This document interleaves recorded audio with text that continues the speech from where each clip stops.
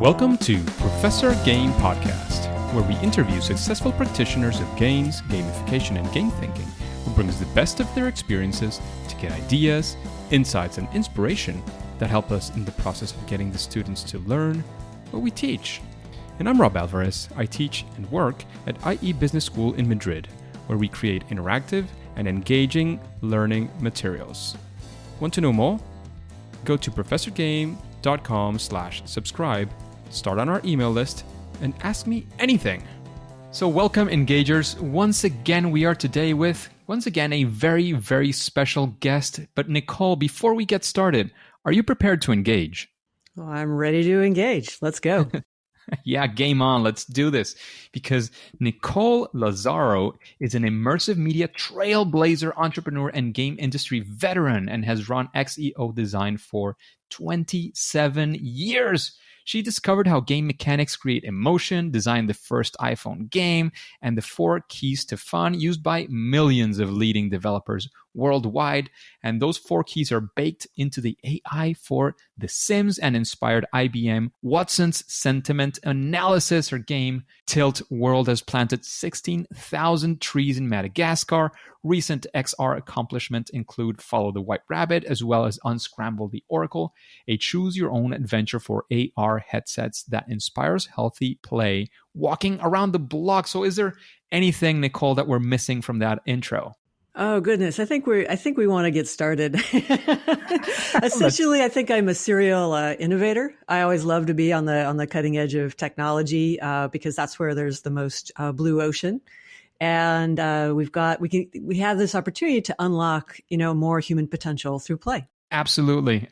So let's do this, because the first thing we always like to know is, beyond the introduction, those grand words and those grand things that you've already done, what is, being Nicole in a day like today look like? What do you do? What's the result of your work? What does that look like? Oh my goodness. Well, I get up and I think, okay, is today a lake day or not? And if it is, if the answer is yes, I go run around a lake. Especially during lockdown, we've got, such limited, time and opportunities. So getting outdoors is like the first thing, just to clear the air. But a typical day generally involves a lot of different things. If it's not a lake day, I'll often just roll over and literally with my eyes closed start scribbling, because the first hour or two, after I regain consciousness after a good night's sleep, is often the most productive in terms of my creativity and brainstorming. And so, one of the, I wouldn't necessarily call it a secret because, people like Pablo Picasso and Edison did this as well. They were regular nappers and, or idea nappers. And they would often just when you start to wake up, there's often like a solution to some problem, some challenging, game design problem. In fact, I had to get used to this because at the end of the day, I would often, go home and, eat dinner really, really frustrated. And I found that I just had to give it a name to help me through it. And I just call it design frustration. If I haven't solved a problem, by the end of the day, I'm often pretty testy and tense about it. But I just label it, okay, it's just, we've got an unsolved problem. It's design frustration. Let's go to bed. And in the morning, we will probably have an answer. And, 8 times out of 10, something like that, or maybe, something around that, I'll have a little sketch or a couple words or a visualization that's a solution to some of these bigger challenges. I always like to push myself. And so I will go past what I did yesterday. Any design can get better than it was the day before. And tomorrow it's going to be even better still.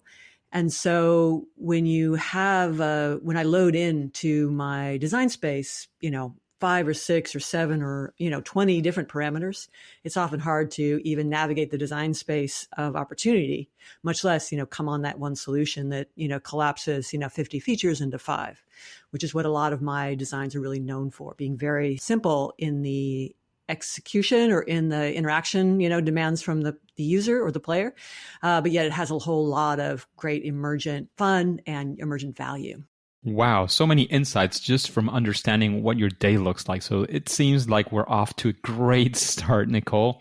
And we always like to frame this because, guests like you who are awesome, who have been doing, in your case, all of this awesome stuff for 27 years, so much experience, so much success, and doing awesome stuff. We also like to, humanize you a little bit as well and learn from some of that experience. And we found that learning from fails or first attempts in learning is very, very key from our guests. So can you tell us a story of a failure or a first attempt in learning when creating one of these game designs that actually set you up for future success, for learning? How did that go? And we want to be there with you and sort of emotionally invest ourselves with that story. Great. Well, I think the first thing is that for me, I'm such a positive individual because very optimistic, because a whole lot of things don't work out. So I really don't like to use the word failure, but I will humor the question for sure. And I understand its spirit. Because when I start using negative language, then my whole brain just sort of shuts down, and I don't go anywhere design wise. But I'll tell you a real doozy, like probably one of the largest ones, learning opportunities. So you win some, you learn some. That's kind of my motto. And so if you go back to 2007, and the iPhone had just come out. We had this amazing success at iPhone Dev Camp with Joe Hewitt. He did the engineering. I did the design for this little JavaScript game we created called Tilt. It was a top hack of the iPhone for Wired magazine.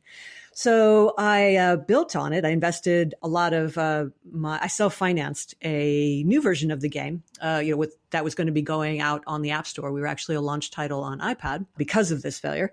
And so I'm at alpha when I'm making this game. So basically you rotate the phone to play. It's kind of like a 4D Tetris. You match green blocks one way and then rotate the phone. You match blue blocks the other way. So we created this whole character and story and, nice things. And then in alpha, we noticed that players really were not having fun. They weren't having fun. And so a core assumption that I could just, put random, different colored blocks. These were seeds and, carbon molecules and that sort of thing. But I could just randomize what was getting fed into the game. And players would enjoy, moving the little character named Flip, little carbon eating tadpole. She jumps around and eats it. That was all great. But the level design was super flat. And people were like, well, if it's just random, it's not fun. And so there went fundamentally fun. And a fundamental error was that people just people need patterns. And that's what I learned, is that people really need to recognize patterns. And the recognizing of the pattern, is the first step. Then mastering a strategy around the pattern is the second step. And then, executing and really, really owning that, really succeeding is like the third step. So that was a big aha moment for us. And it goes nowhere near the classic, if you define gamification as, points and badges and all that, which we don't. I personally don't. Absolutely not. Yeah, there's a lot to it. So we now look at patterns, in patterns for discovery and patterns for mastery in everything that we do, in the way that we gamify these engagement loops inside of games like Tilt World, but also inside of applications, like a finance, a personal finance simulator, or, other work that we do for our clients. And I should say that I do have two hats. One is for XEODesign, which is a consulting company, where we work with, companies like IBM and Citibank and, Oracle and that kind of thing. And a lot of startups actually recently. And then the other hat I wear is with XeoPlay. And for XeoPlay, I do our original games. So Tilt World is one, which plants trees, uses player points to plant trees. Oh, there was another good failure with Tilt World too. If I can get a twofer out of this question. Of course. Is that so? Okay, so now we'll go a little bit forward, and I've done level design. Okay, so it means I sequence the little items that the carbon-eating tadpole chomps on so that it's interesting. And then we're about to launch it in the App Store for the iPhone. And then Apple, literally that week, changed their policy, and you could buy no physical goods with virtual currency. And so I couldn't actually plant any trees. Basically I want to say okay, buy the game and then we'll plant a tree in Madagascar. Done. Right. Or, stuff like that. And so that was now verboten, right? Not happening on the platform, the Apple platform. So, I totally understand, of course, what their logic behind it and that kind of thing. But so that meant, okay, now we have to redo the game design. So the monetization, as it were, or the real world, the serious fun, and we can talk about the 4 keys in a bit. That a game I had to completely redo. in a way that still made sense. If I was just planting trees based on a financial transaction, that's really easy. That's a marketing cost, right? So 1 tree per game, 5 trees per game. You can just build a spreadsheet. Instead, what I had to do is I had to create a tree planting currency, an intermediate currency. So in this case, player points. And then I had to do a conversion of those points to, actually planting trees in the ground. And so that was, our failure to anticipate that thing in the Apple Store. Really wasn't a failure on our part, but it was like a gotcha. Okay. Meant about 6 months worth of work where we had to redesign that, how could we convert player activity into trees in the ground? Because I wanted that feeling, the serious fun of like, oh, I just do this little simple thing. And then now there's a tree in the ground. And now we've got lots of trees in the ground. You can see the progress from space. That was the big thing. And actually now I guess this year is like we're hearing about India and China. Last year, India and China were competing for how green their countries were based on their tree replanting efforts, right? So I'm pretty stoked that we were the first. But in any case, so that's the thing. So you've got to be very flexible. And so in the first case, it was, on game design and level design and players really needing patterns. And then the second one was a really big learning on, monetization or the metagame, like how do you collect player activity into some kind of activity that's happening in the real world? And sometimes you had to, we just hit a constraint and we had to design a whole new system. That is fantastic. I'm getting there. A couple of things. Of course, one was the flexibility that you were mentioning. The other one, I think that one of the things that's hidden behind, and for you, it's a natural thing. You've been doing it for so long. But for many of the audience, I would guess that, play testing, and play testing. That's where you got a lot of the insights as well, right? Yeah, especially in the first case for level design. And, I was really crushed. I was really crushed. Well, because I'd invested so much, and then here we were, and I had invested so much with the idea and the greenlit on the assumption that we could just be Bejeweled, and Bejeweled doesn't need a pattern of blocks. I mean, they do to make it a little bit more exciting, but it really didn't need it. Tetris doesn't really need a pattern. But my game definitely did. And so not only did we have to do that eventual work, but it was like, oh my God, do I really want to design this? So it ended up with being about 500 pages, kid you not, of script files that I wrote over a summer that sequenced all the blocks, that sequenced all the different seeds that flippies. And they're awesome. I mean, they're really fun. They're really fun little levels, and they're hand polished and tuned and all that. So, you have to be that flexibility. You have to, it's just like actually the character Flip, she doesn't give up. We wanted the people to have the experience of, something that was if you think about it, ecology, often it's like, you have to, it involves sacrifice. It's hard. You're the only one doing it. No social recognition for what you're doing. You can't see the impact. So we wanted to create a game where all of those were the other way, where it was super easy. Yeah. You could see the impact. Yeah. It was like fun to share with your friends and all of that. And so, so that's it. So there's also this entrepreneur thing, depending on where you are. In our case, I'm the founder and owner of XEODesign. And so you have to make these decisions of, you get these setbacks, and what do you do to push forward, and how do you get resilience, to move forward? I have actually a talk about resilience that'll be going online pretty soon, because it's really required.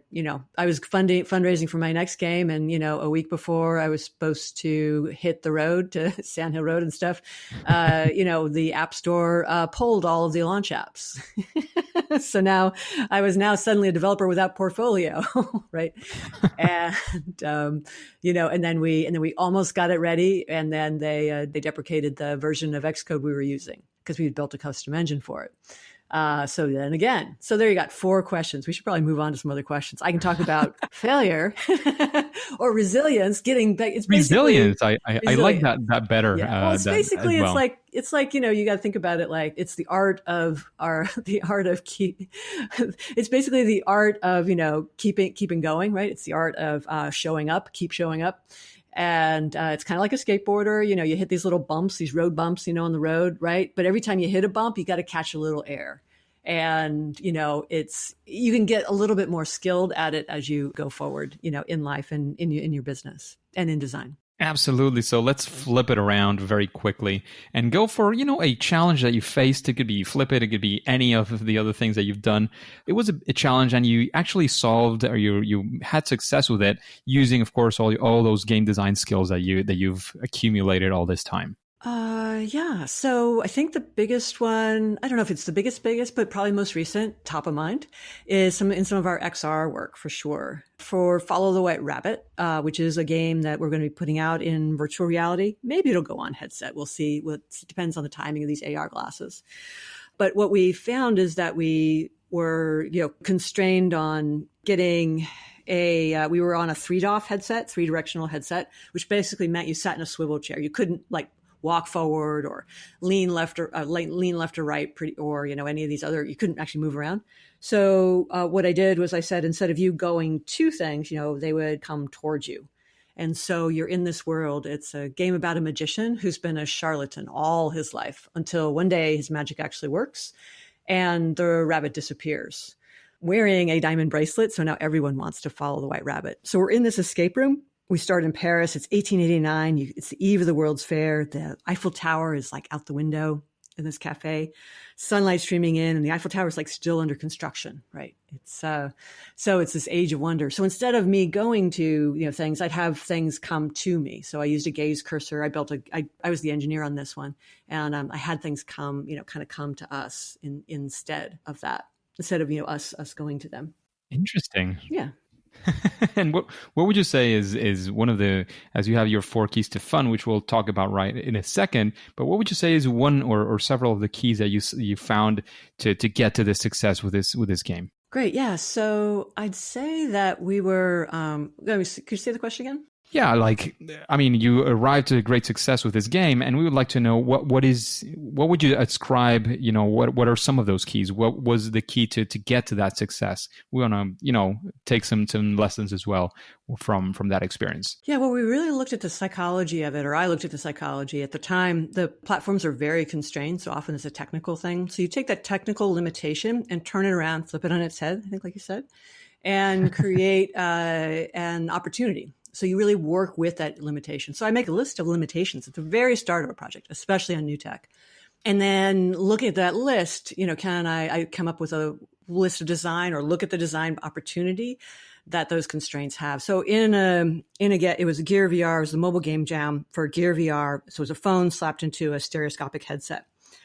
So low processor. It had a lot of what we call a screen door effect. So the dots, you could see the pixels really bad, really well.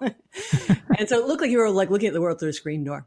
So what I did there was I took advantage of I stylized the art. Brandon Jones is the art lead on Follow the White Rabbit for this chapter. And I did sort of a Magritte surrealism with a little bit of pointillism, and so that it's got impressionism, so that your eye, the art was stylized in such a way so that your eye kind of filled in the gaps, and so you couldn't see the screen door because the art itself you had to interpret a lot already, so you were already blurring things. So it made it. Yeah. So we did. So basically, that approach is really, really super important. And so likewise with the low processor, we actually baked in all of the lights. This is on the technical side, so that we could get the performance. But those are kind of technical side. I think in terms of 4 keys, what we did is we really wanted to dial in on the sense of wonder. That's what, VR is really a trip to Wonderland. And in a sense, I grew up in Wonderland. I grew up in the Middle East. As a kid when my parents were stationed overseas. And, so I rode camels, I climbed pyramids, I explored fire temples. And, I wanted to go back and feel those same experiences I had as a kid. And VR was the first platform that allowed me to do that, and then share that experience with all my friends. So with Curiosity, it's all about, the first key. It's easy fun. It's all about exploration. And so what we did is we designed a mechanic. We chose a genre like a mystery or an escape room, so it's a genre that was very much around, curiosity and wonder and surprise. And of course, then we chose magic as another theme. So we took these themes that had a strong emotional resonance, a strong emotion profile that fit very well with the easy fun key. And then the looking around, was really a big part of the gameplay. So I had worked on, 3 in the Mist game series. And so I had the honor of doing that. And so I took a lot of that, a lot of those experiences as inspiration for what we did in this particular game. And then then we worked it into, the other keys as well, which I can talk about directly if you want.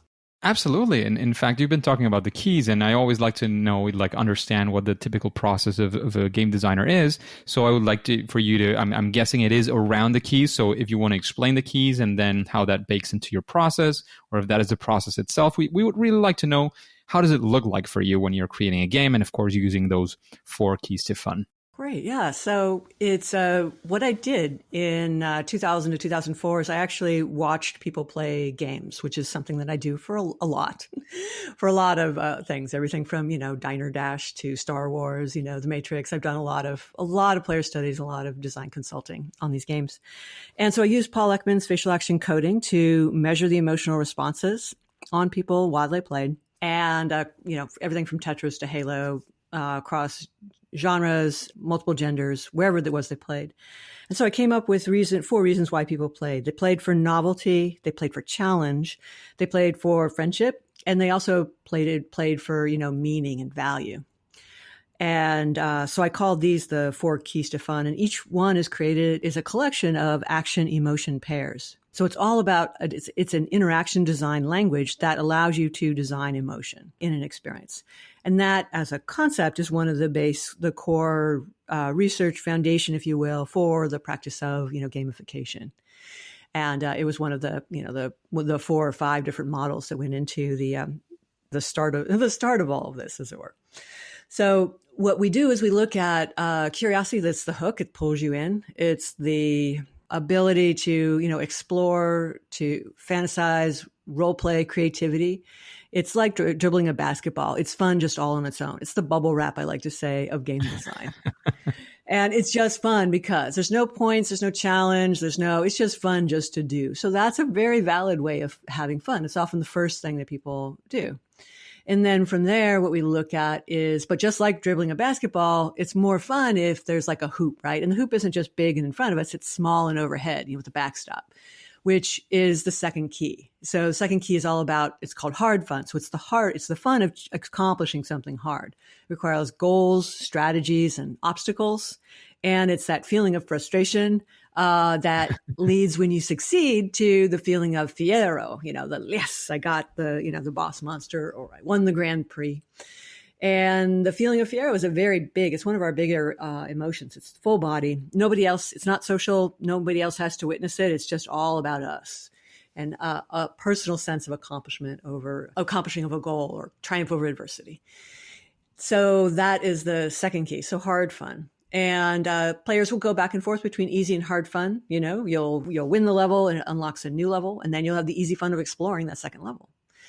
Then what we do is we all know that winning is always more fun when in the context of friends. And so that's people fun, the third key. And so we found a lot of social interaction created emotion. In fact, people playing the game, same room, had more emotions than people playing the same game in different rooms. And so there's so much more emotion, more kinds and frequency and intensity of emotion with people in the same room with co-located group play than the other 3 combined.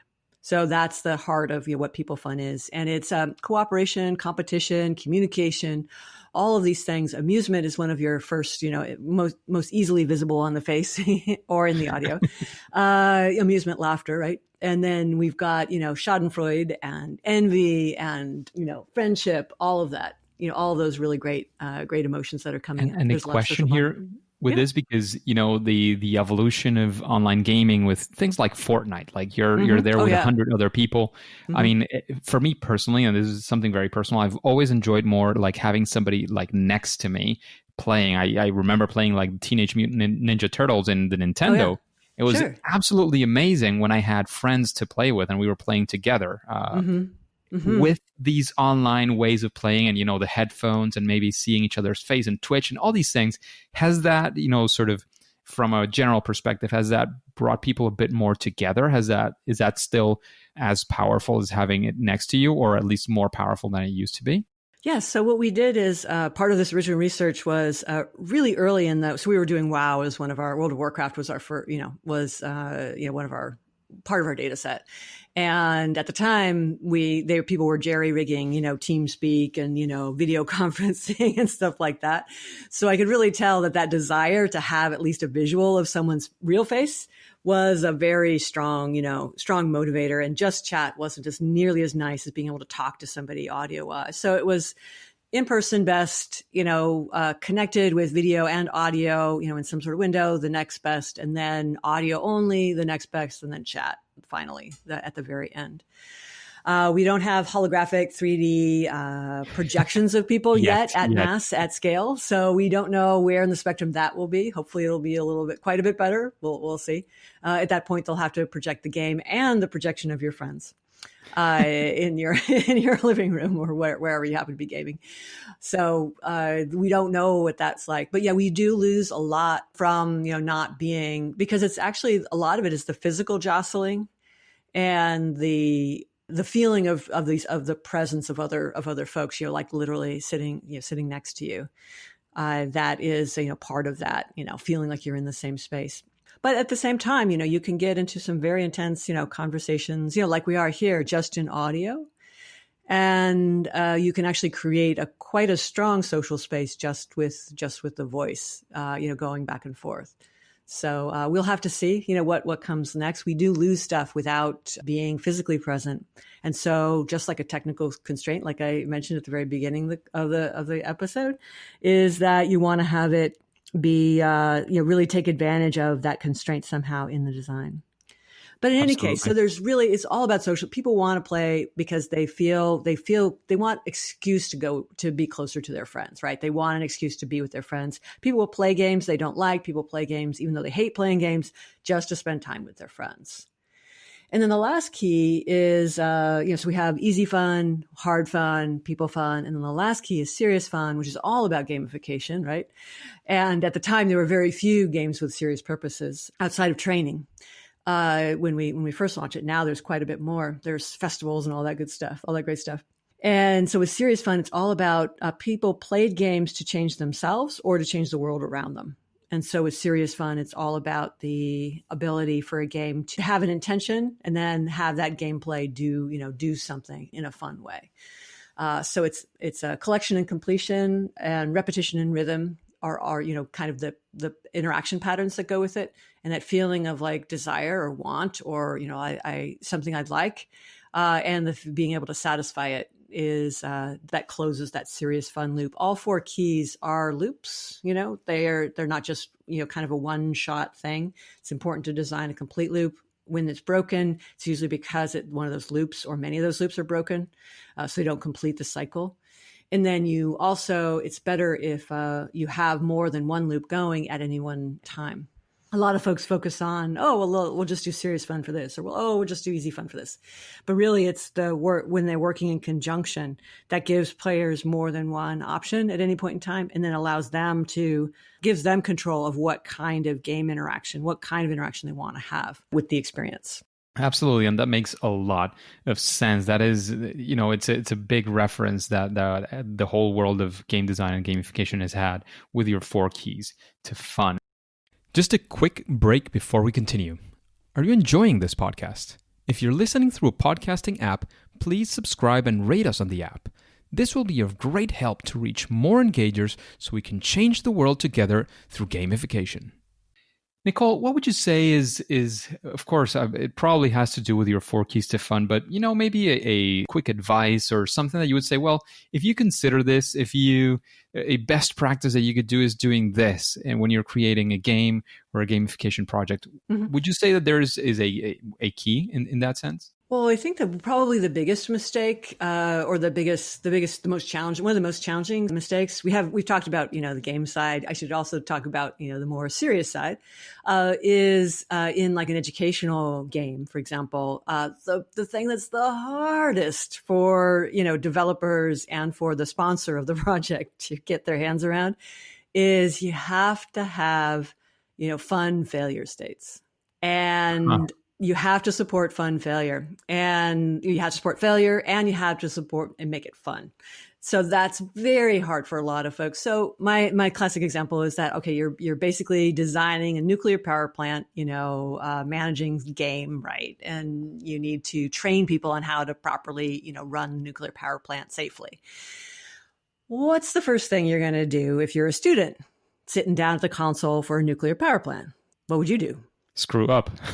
Yeah, exactly. I mean, 99% of folks would, it's a game. So 99% would go for core meltdown, right? The very first thing, right? And if nothing happens, they're going to be, very mightily disappointed and say, okay, this is a glorified animated set of flashcards. On the sponsor side, it's like, no, we're not going to teach people how to, run a, cherry picker through, downtown Oakland, right? pulling down all the lampposts or whatever, right? But if you really want it to feel like the real thing, you have to have the ability to push the edges. And, so you just, reset, but there's got to be something, something that happens. If it's fun, then people will be laughing. That opens the mind a bit. And then they're going to feel a lot more at ease with the simulation as well. Depending, of course, on the feedback. You want to make them laugh. You want it to be fun in the amusing sense. You don't want to give them real world consequences for failure, right? That would be that would be against good education design. But you get the point. So that's probably the hardest thing for sponsors to say, because I don't want a dead patient with my tumor removal simulator, right? Or I don't want to show you, but it's kind of the point. I mean, if you're making a simulator, it's precisely for them to be able to make those mistakes and not make them with the actual patient, nuclear plant or whatever, right? Right. Exactly. So you need to be able to overdose your chemotherapy patient. You need to be able to, accidentally cut the limb off. If, you can, obviously you don't have to show a lot of blood or whatever. You have control of how you represent that failure state. You can simply, go white screen and then come back, or go black screen, fade to black and then come back again at the start of the vignette. But it does have to have some edges. You should be able to go beyond a boundary that you have in the real world. Otherwise, it feels like a little bit disingenuous and not a full. If the guardrails are on too hard, or too close, it still feels like I'm being babied, right? So I need to be able to push the edges. And Nicole, if after hearing these questions and the vibe of the podcast and understanding the audience, is there somebody that you would like to listen to in an interview like this one for Professor Game? Somebody you would like to recommend to be on the podcast? Well, you talked already about Jesse Schell. Yes. Mm-hmm. And then, of course, you've spoken to Raf Koster and. Raf Koster is a missing link here, definitely. Okay, yeah, he's a really fun guy. He wrote A Theory to Fun, A Theory of Fun. And he's got, it's less on the emotion state than what I'm doing. Less on the emotion side. It's much more about logic and puzzles and stuff like that. So he's always a great, very deep thinker. Absolutely, and he would be fantastic for sure. And you mentioned Raf's book. Is there a book that you would recommend to the engagers to read? Well, I think both Raf's book and Jesse Schell's book on game design are great examples of books for the practice of game design. We've got and you can interpret it for serious context. And the reason why I say that is so many serious games are just not fun. And so it's I earned some points, I got some animation, and then it's did I feel empowered? Did I feel, games do all kinds of really fun things inside the body. And so, having that ability is really, really good. And I can send you some more links offline too. But those are the ones that come to mind. Absolutely. And in that same sense of recommendations, what would you say is your favorite game? And this is a difficult one. Well, my favorite game, still has to be Myst, because it was an adventure, and the ability of it to, just take you to a whole new world. There's this layer of, it's almost, that exploration, it's almost like you were on vacation, especially Riven 2, the Myst 2. There were these amazing vistas. And the story with Myst 1 is that I had gotten an early copy from Broderbund and was reviewing it for a column I was writing called Good Bits. And I was driving. I remember getting up on the freeway here outside of Oakland. I was heading out to my work, and I had it was a gray Monday. And it's like, I had that Monday feeling of like, I just want to go back. I want to go back on vacation. Where was I? I had this odd feeling. It's like, I had just spent, most of the weekend playing Myst. It's like, I was there. So the ability of a game to transport you to another reality, I think, is amazing. And the kinds of games I like are ones that don't have a very tight dopaminergic, loop in them. I like much more open-ended exploration and story and narrative, style games. Those are ones that I appreciate the most. Absolutely. Those are great games. And we're arriving to the end, but I would like to know what would you say is your superpower, that that sweet spot where you find that you do at least better than most other people in the world when it is all about game design.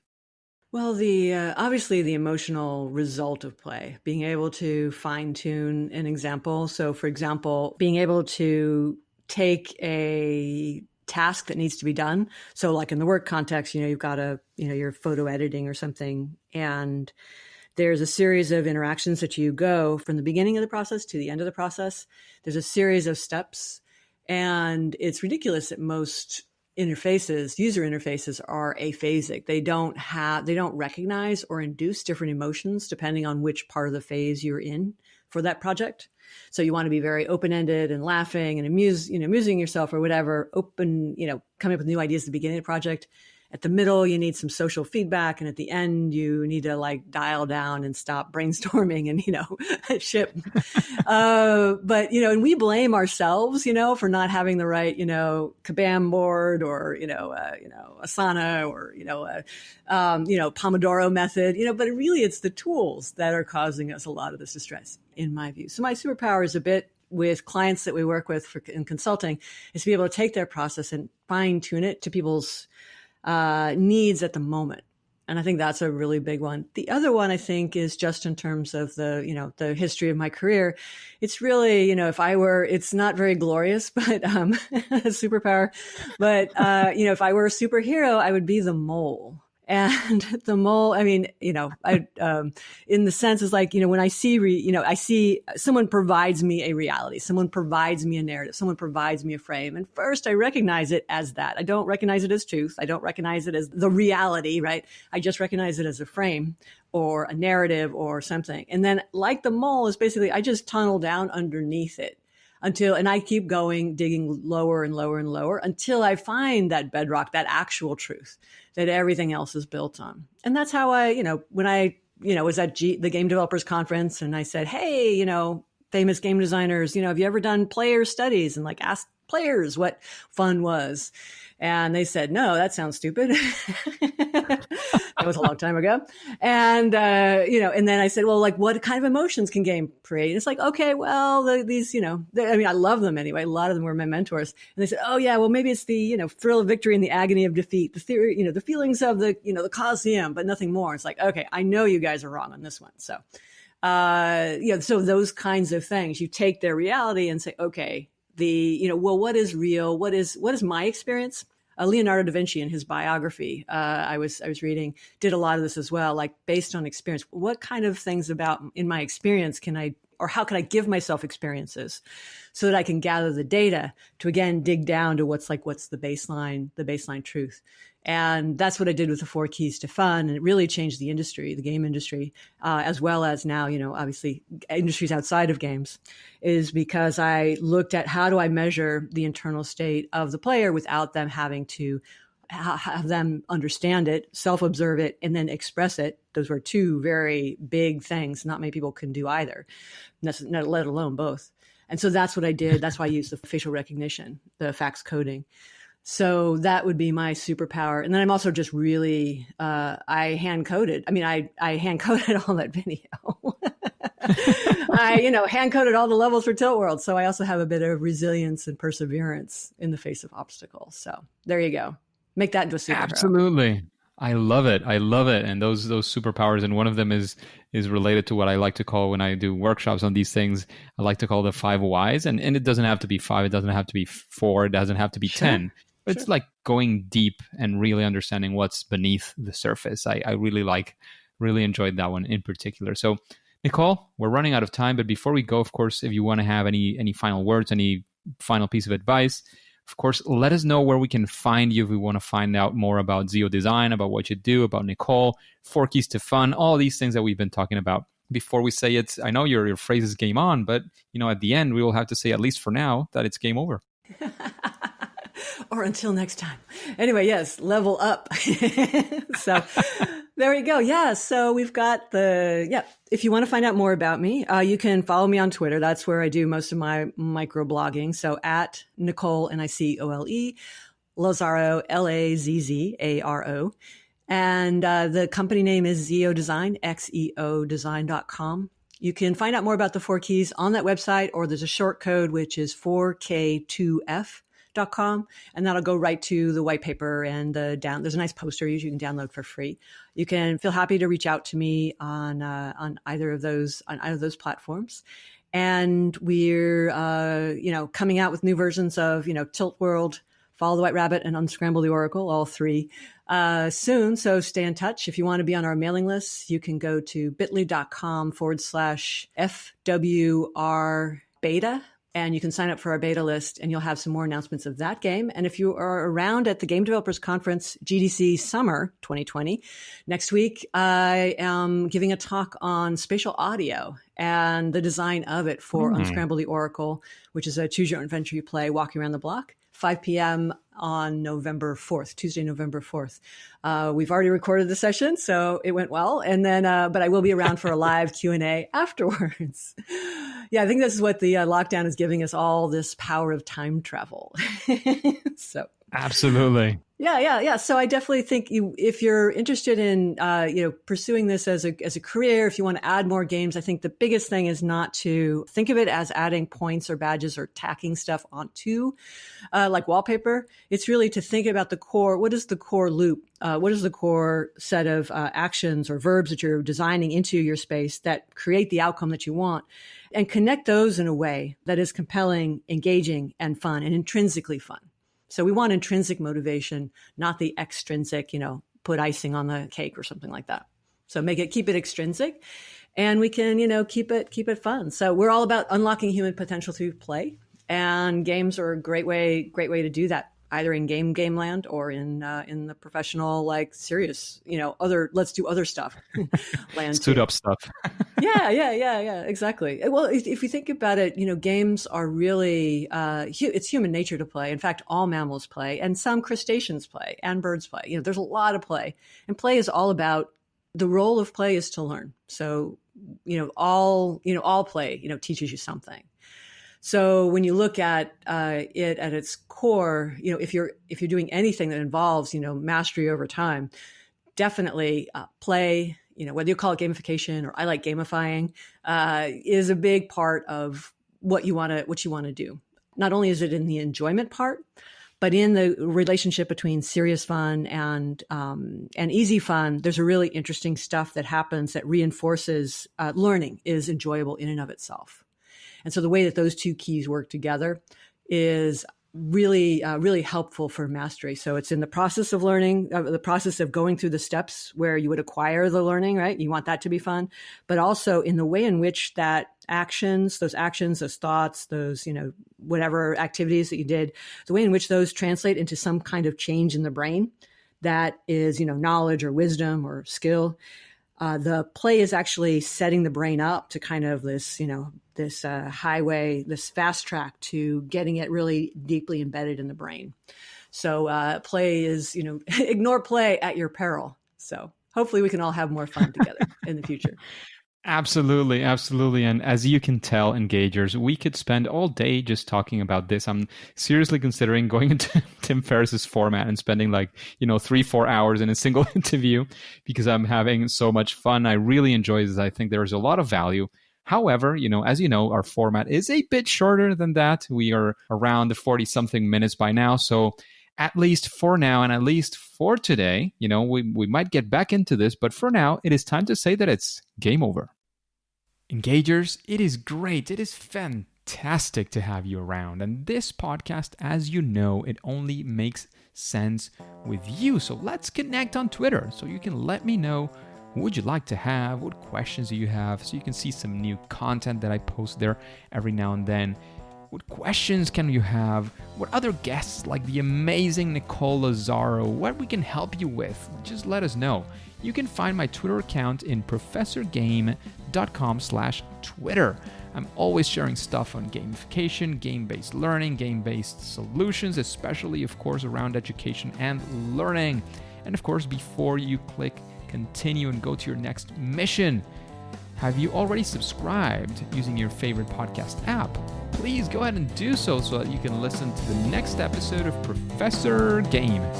See you there.